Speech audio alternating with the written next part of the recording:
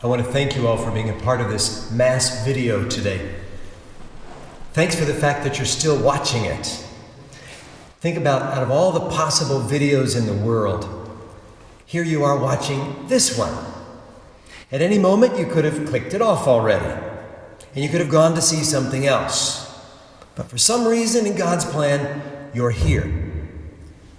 It's not the most elegant or the most articulate Mass video out there, but there's a reason why you're watching it. Perhaps you will only discover that reason in the next life. We're entering into an unprecedented period in the human history. It's probably going to get worse before it gets better in our country. And none of us knows how long it's going to last. And in light of the 3 scripture passages for this Mass, they inspire us to do 3 things in the face of the coronavirus crisis. First of all, we need to let this experience purify us from our sin. Secondly, let it turn us from selfishness to virtue. And finally, we need to let it help us to face death with a properly Christian perspective. So let's explore those.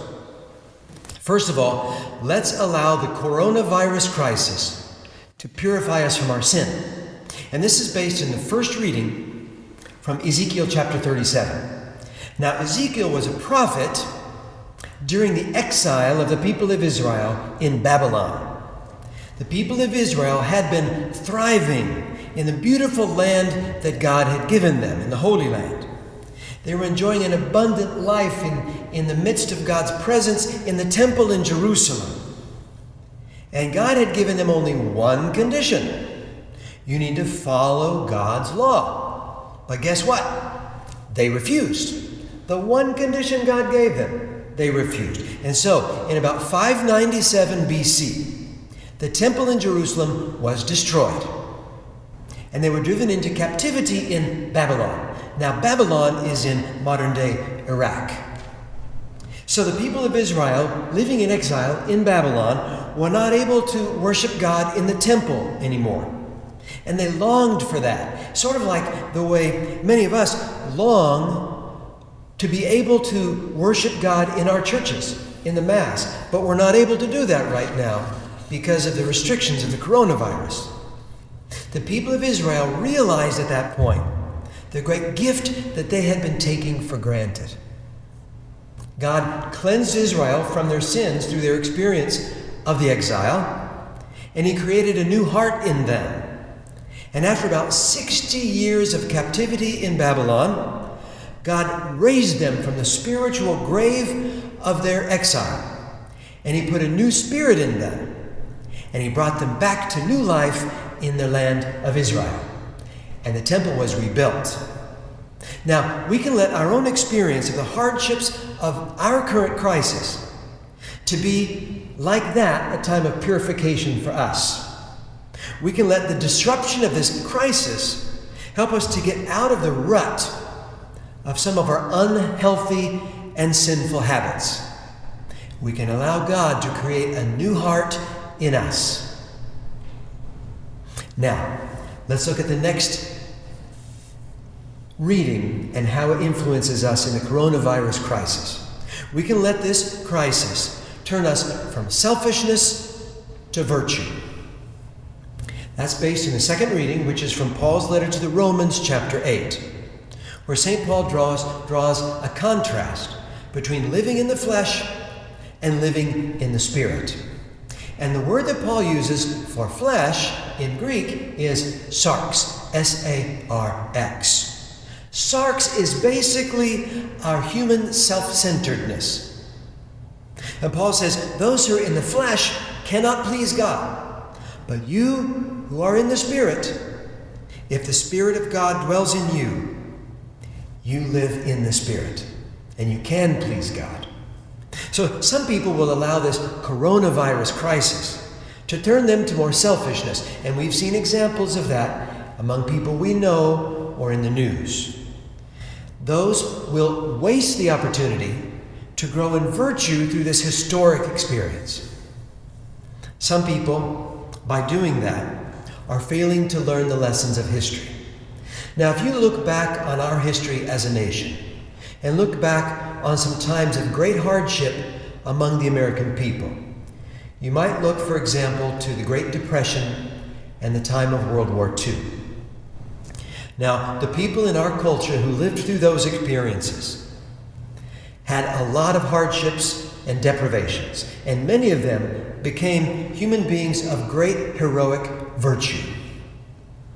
However, not all of them did. I would say that some of them were probably real jerks.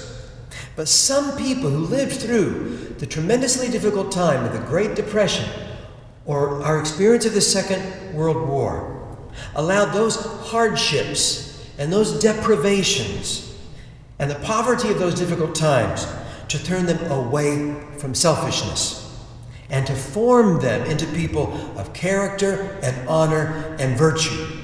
I know some of those people, and we can look to their example for how we live this experience today. The third thing I'm recommending is that we can let this coronavirus crisis help us to face death with a truly Christian perspective. And that's based in the gospel passage from John chapter 11. The miracle of Jesus raising Lazarus from the dead is the last miracle that Jesus works before his experience of his passion and his resurrection. Now, next Sunday on our calendar is Passion Sunday. And then after that comes Holy Week. So in this miracle today, Jesus demonstrates that he has power over death. And the timing of this miracle is very important, because what he's doing is he's preparing his friends and his followers to face the events of his upcoming torture and death. So that when he goes through the dark moments of his suffering, he wants his followers to be sustained by a confidence in his power over death.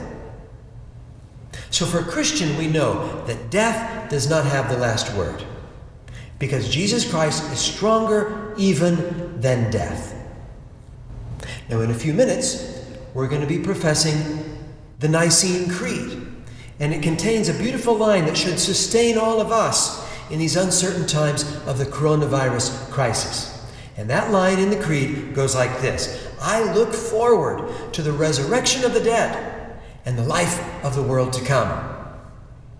So no matter what happens to us in the upcoming weeks or months, regardless of whether we suffer financial loss, or get sick, or lose a loved one, or even die ourselves, that's not the end of the story.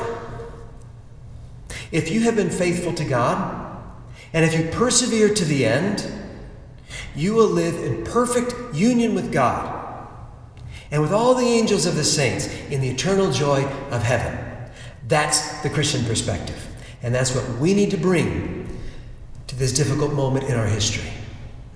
So, what are we going to do with the coronavirus crisis? 3 things. Let it purify us from sin. Let it turn us from selfishness to virtue. And finally, let it help us to face death with a truly Christian perspective.